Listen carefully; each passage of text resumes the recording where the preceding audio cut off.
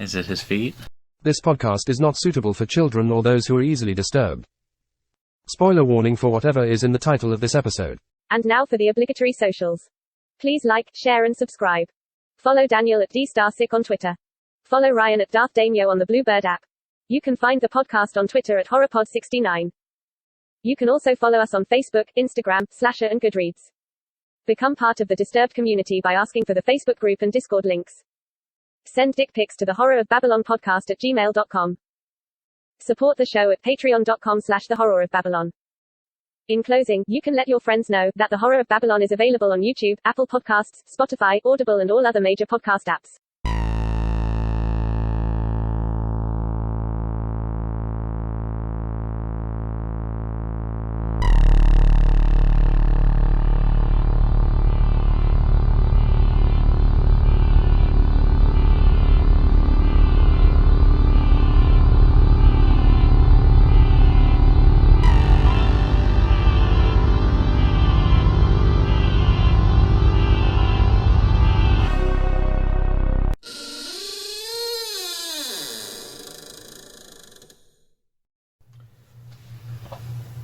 Welcome to episode 4 of Treehouse of Horror of Babylon, where we are discussing Bart Simpson's Dracula from 1993.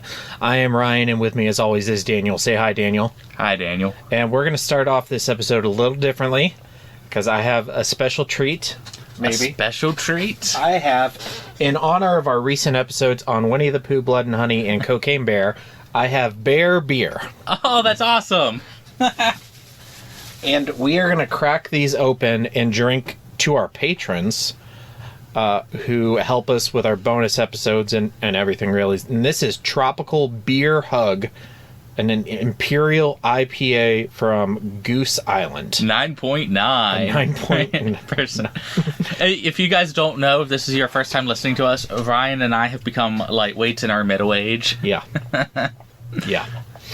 Okay, so... And first sip. Ooh, that's an IPA. That is an IPA. Yeah. It says it's a beach vacation for your taste buds. It does it does taste kind of beachy. Yeah, it's got a little bit of a fruity taste to it. I noticed it because teal is like my favorite color, and the can is teal with a bear with like big pink sunglasses. Yeah. And then it's called Beer Hug, like Bear Hug. I don't know. Teal's my second favorite color. So. Yeah, it's like green, purple, teal. Like. Yeah. All right, so thank you to our patrons, Abigail the First, Breaker of Chains, Mother of Dragons, and Logan, the Full Metal Patron. And for Horsemen Comics and Gaming, which you can visit at the Morgantown Mall in Morgantown, West Virginia, or the Mall at Robinson in Pittsburgh, Pennsylvania. Go in and say hello to Ronald III, the true Krampus of Christmas. I'm just going to thank Ronald right now. I'm holding my Superman comic as we speak. I'm super excited. Yes. New age. The vampire's a pure myth. Superstition. I may be able to bring you proof that the superstition of yesterday can become the scientific reality of today. Blah, blah, blah. So jumping into background, the original air date of this episode was October 28th, 1993. It is Season 5, Episode 5, episode number 86 overall. Mm-hmm. It's the third segment from Treehouse of Horror 4. The other two segments from that episode were The Devil and Homer Simpson, which is a parody of The Devil and Daniel Webster, which is a short story by American author Stephen Vincent Benet. And that episode is significant because it's the first appearance of Devil Flanders. The second segment was Terror at 5.5 Feet, which is a parody of the classic Twilight Zone episode Nightmare at 20,000 Feet. That's the one with the thing on the wing, right? Yeah. Okay. It's a Bart in the school bus, and there's a gremlin on the side of the bus. Okay. And he goes insane. That sounds funny. Yeah, it's a good one. This episode was directed by Simpsons vet David Silverman, who still works on the show and has been working on the show in various roles since 1991. Is he related to Sarah Silverman? Maybe. I kind of hope so. Let's just Google it real quick. Is David Silverman Japanese was the first autocorrect? Doesn't seem like it. Doesn't seem like it. Yeah. I mean, Silverman, it's not a super common name, but I guess it's not super rare either. Yeah. This episode was written by Bill Canterbury, who also wrote for Pinky and the Brain, What's New, Scooby-Doo, and wrote one episode of Star Wars The Clone Wars, which is the Lerman episode, which is the lemur people. Oh, yeah, okay. Yeah. That's not bad. Yeah, it's a cool episode. This episode is focused around Dracula. It's officially in the wiki says it's a parody of Dracula 1931, but yeah, as we get into structure and themes, we'll talk about that. And that's that. Another story in the classic, infallible 3-act structure. Good enough for Aristotle, good enough for the Simpsons. Mr. Sislak, I have a feeling there's going to be one more act to this story. Well, I'm not hanging around for that. 4 acts. So let's go ahead and jump to structure and themes. So all of the other Treehouse of Horror episodes we've covered have been direct parody adaptations of a specific book or movie.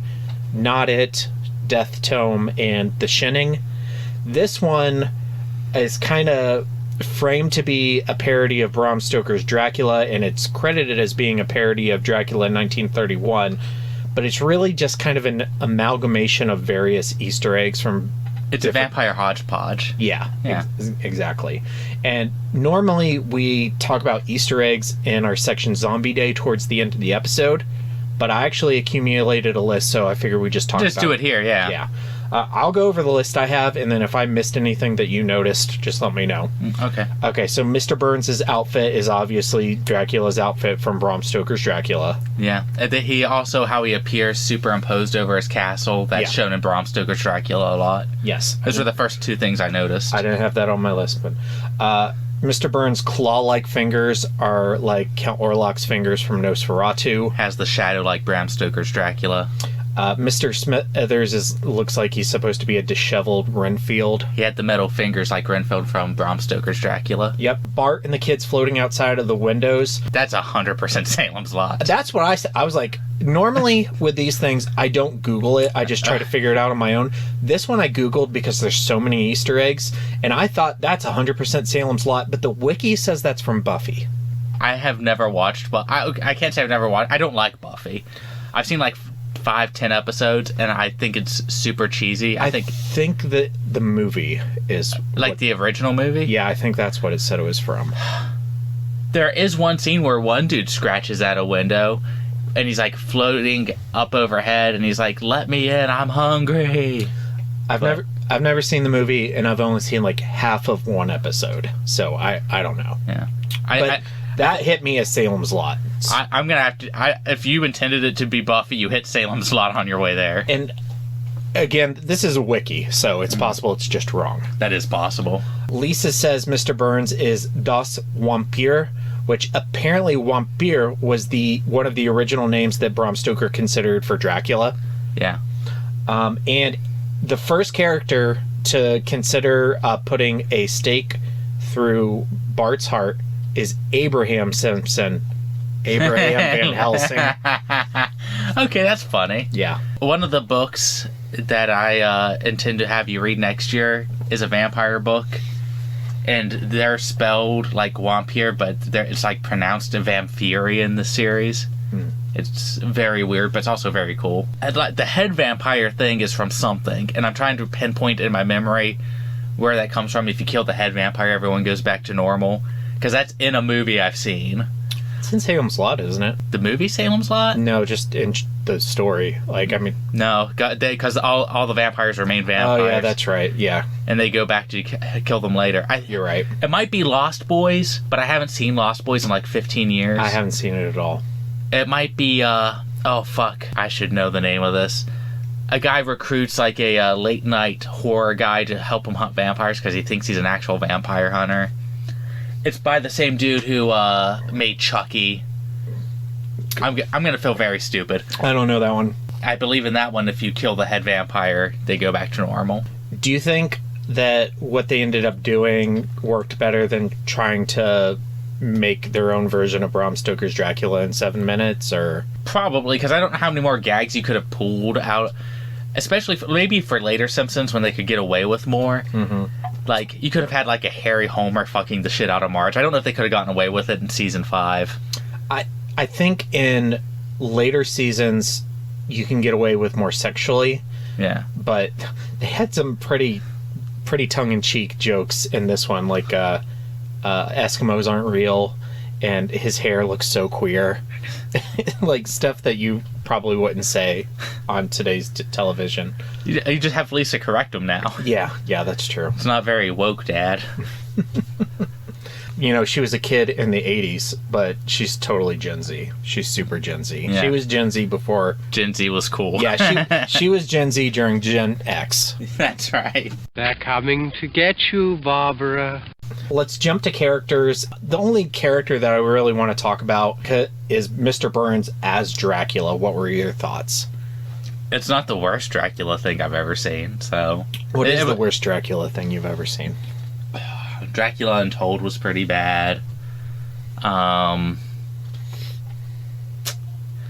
Dracula 3000, it was a straight-to-DVD, low-budget sci-fi movie about the Demeter, but it was a spaceship, and Dracula's on it. That sounds cool. It sounds super cool, but when your budget is like $30 and like the Dracula in your movie comes out looking like you bought like a straight Halloween costume, and the acting is the worst acting you've ever seen put to film. That sounds like such a cool premise, though. Yeah.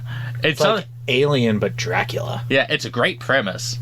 I really think that if somebody took that same premise and gave it like a budget or good actors...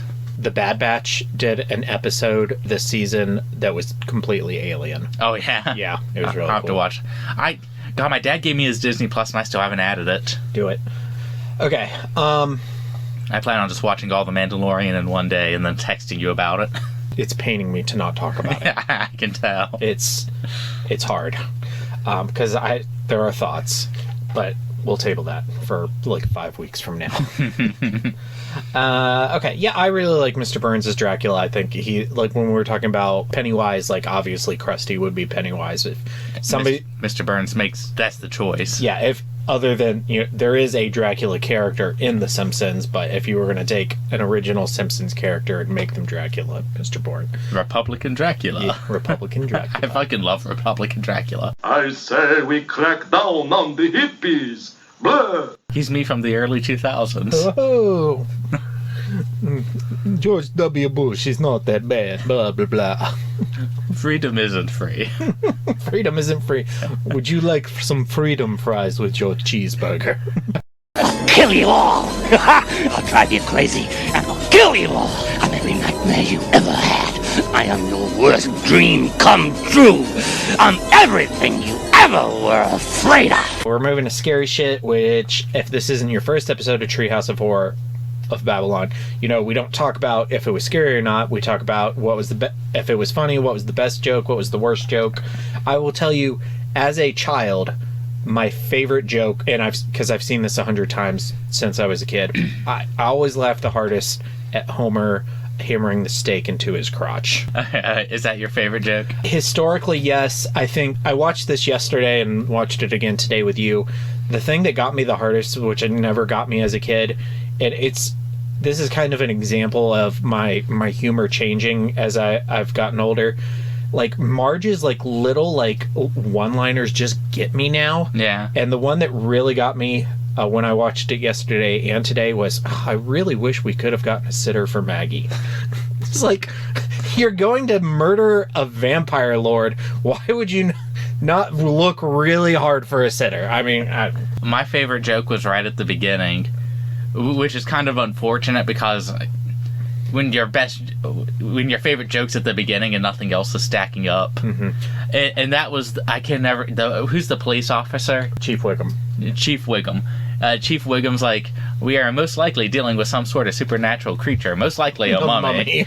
And I've seen that joke like posted in a million different places. Mm-hmm. And it fits in like so many situations. Like if you like something weird happens in a town, you see it in comment sections. Yeah. I'm like, oh, that was really funny. That was pretty well timed because it's super obviously not a mummy. There's a black cape that has Dracula written on the back of it left at the scene, and they think it's a mummy, so they destroy the Egyptian wing of the Springfield Museum. I thought that was pretty great. It is. That's probably one of the better jokes.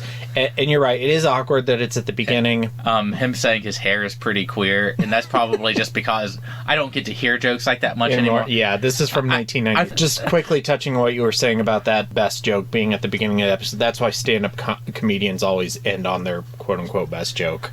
Back when I used to do open mic nights, I wasn't very good, but I did try to sandwich them as I saved what I thought were my best two for beginning and end. Yeah. And also, this is a good time to mention, there's also, obviously, anybody who's been on the internet knows that a lot of Simpsons images and GIFs are used as memes or templates in like meme building apps. The one of Lisa explaining that it's a vampire, of her going like this. Yeah, with her, yeah. I recognized it right away. Yeah. I see it used a lot for when he's staring at you lovingly, and then, what, bitch? Or what do you want, you know? I think Homer and Lisa are the two characters that are used the most for GIFs and memes and stuff. But free blood. Yeah. During that joke, you said, oh, in this economy, I'd be drinking it down too. Someone offered me a glass of blood pudding, man. I'd be eating it right now. Beck came home from Walmart the other day with Walmart brand Pringles. And I was like, why did you buy these? She's like, regular Pringles have doubled in price. I'm like, I'm sorry. Yeah. I can hear her saying it too. I've known Beck so long that when you tell me something she says, I can hear the exact tone she used. Yep. I'm halfway through this beer and I'm already like really buzzed. I'm like a quarter and I'm buzzed. Which will make our second episode we're recording tonight a lot of fun. Yeah. Oh my god. Worst joke. What's your worst joke? I don't think there wasn't a joke that I thought was like explicitly not funny, but the one that kind of fell flat to me is the one about killing your boss. Should I dare live out the American dream? Maybe that's just because I like my boss, but if I didn't like my boss, I'm sure I would think that was funnier. I also like my boss. I showed you the diagrams I sent my boss today. Yeah. Mm-hmm. My worst joke was the Peanuts gag right at the end. When South Park did their parody of Family Guy, if you listen to the commentary, they said they made fun of Family Guy because a lot of comedian writers in Hollywood or like in that like sphere hate Family Guy because it's just random nonsense person. And that struck me as random joke right at the end where everything else was like related to the story. So it's harder for me because I know the story behind why they ended it that way. They were having trouble figuring out how to end the episode. Okay. And if you are familiar with this is a big thing in comedy, and Monty Python is famous for this because they would often not know how to end a skit. And a big gag on the Monty Python Flying Circus is when they couldn't figure out how to end a skit, they would have the police come and arrest everybody to end the skit. And so I always thought that was stupid too. And they were trying to think of something like completely random and out of nowhere to just make it come to a screeching halt. And I get, you either think it's funny or you don't. So. Yeah, I would have just had them kill Lisa. I would have had like blood splattering everywhere. All right, I mean that's fair. That's just a matter of taste. Yeah, I guess I'm a little more like I tilt to the darker side of comedy most of the time. Oh my God, are you Stephen King? No, I'm Dean Koontz. Oh.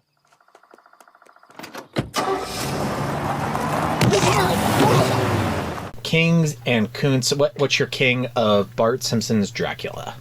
Probably the Mr. Burns hair and just how they played around with like making him like the Bram Stoker's Dracula. I was like, that kind of fits. I say my king is just how they included so many different Easter eggs from various unrelated vampire media. Yeah. So it's fun to just pick it apart and say, oh, this is from this is from this, and blah, blah, blah. And your Dean Koontz. That's still going to be the Peanuts thing. It just fell flat for me. It didn't work for me. The penis thing or the peanuts thing? Peanuts thing. The peanuts, because those are two different jokes. Yeah, the crotch thing was fine. Yeah. I was like, oh, that's funny. Yeah. That's where he thinks the heart is. As a kid, I howled laughing, like fell off the couch laughing at that part. Yeah. And then my Koontz is that I kind of want to see them try just completely ripping off Bram Stoker's Dracula, but I like what we got, so yeah. I'm not going to complain too much. Okay, so ranking, we need one more. So our next one will be our 5th episode, and we will rank them at that time, and then moving forward, we'll rank them as we go, like everything else. Our next one will be a Flanders episode, I promise. But I remembered about this one, and because we just did all the Dracula stuff... It fits in with what we've been posting about, so we had to do this one. Episode 5 will be a Flanders one. I have a couple different ones I'm thinking about. That's pretty cool. Okay, we already did Zombie Day. Homework. Mr. Burns' Dracula versus Krusty Pennywise. Who wins and why? I'm going to go with Krusty Pennywise because if he can manifest my medical bills into autonomous fear monsters, I'm pretty sure he could manifest the sun or a steak. Yeah. High taxes on the rich. So that's closer to my answer. I also chose Krusty Pennywise, and I was going to have him manifest as a clean energy source because Mr. Byrne owns the nuclear power plant, and if everybody switches to a clean energy source like solar or wind or whatever, that'll destroy his power. Okay. All right, question for the listeners. What is your favorite Treehouse of Horror episode? We are looking to do more of these, and we do want to know what episodes do you want us to cover. Please send us your suggestions, and especially if you have a good Flanders one. I will say that if anyone sends us a suggestion, I will do it before we do another one we want to do. Okay, cool. If you actually send us one, you'll get to pick, because that means we'll do that one next. We won't even have to subscribe to our Patreon. This is just a freebie. And just to throw this out there, they started doing these in Season 2. They're currently on Season 34. That's so many. Oh, my God. So if you count the segments individually, they've done 99 of these. Yeah, which is what we've been doing. Plus, with Not It, they have done 100 of these. So you got a lot of choices. Yeah. And there are a lot of good ones. There are also some ones that are, more middle-ish. But, I mean, that's when you do 100 of them, that's expected. So for further reading, I just thought of some good Dracula parodies and more fun stuff. Dracula Dead and Loving It. Fantastic. I'm glad that we cut back on how much Dracula stuff we're going to review, but part of me is still sad we didn't do that. Well, we can do it later. Yeah. And I wanted to do Young Frankenstein as well. So at some point we could circle back and do Young Frankenstein, Bride of Frankenstein, Dracula Dead and Loving It. We could make ourselves either a Frankenstein month or a parody month. Yeah, exactly.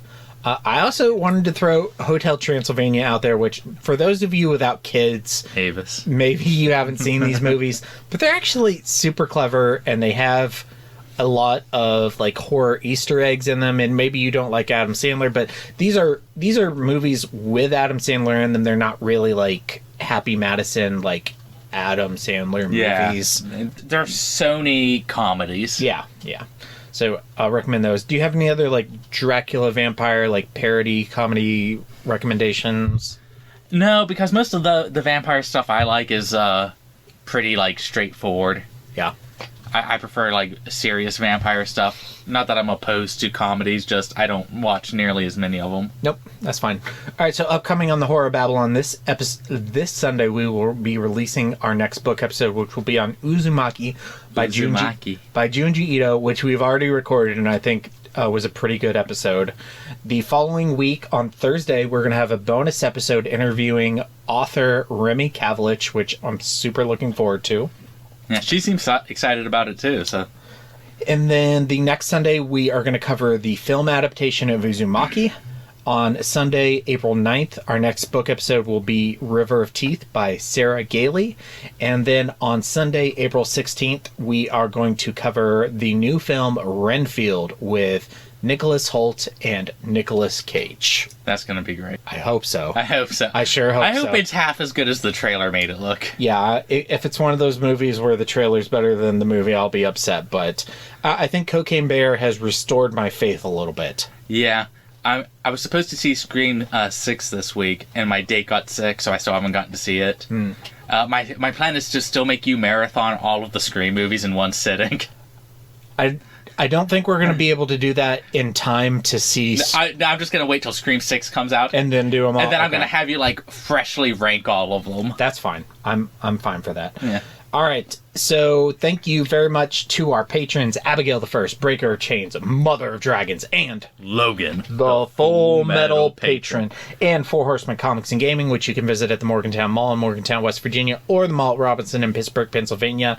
And say hello to Ronald III, the true Krampus of Christmas. And please, while you are in there, please ask him to do something about, ooh, that smell. Can you smell that smell? Is it his feet? Yes. It is totally his feet. Because he's a Krampus. He has cloven hooves. He has cloven hooves that smell like ass. All right. Thank you very much for watching Bart Simpson's Dracula and recording with me tonight. No, it was great. Yeah, super fun. All right. Thank you. Stay tuned for our socials and stay scary. Stay scary, everybody. And now for the obligatory socials. Please like, share, and subscribe. Follow Daniel at DStarSick on Twitter. Follow Ryan at Darth Damio on the Bluebird app. You can find the podcast on Twitter at HorrorPod69. You can also follow us on Facebook, Instagram, Slasher, and Goodreads.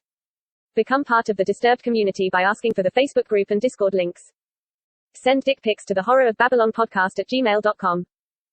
Support the show at patreon.com/thehorrorofbabylon. In closing, you can let your friends know that The Horror of Babylon is available on YouTube, Apple Podcasts, Spotify, Audible, and all other major podcast apps. Stay scary.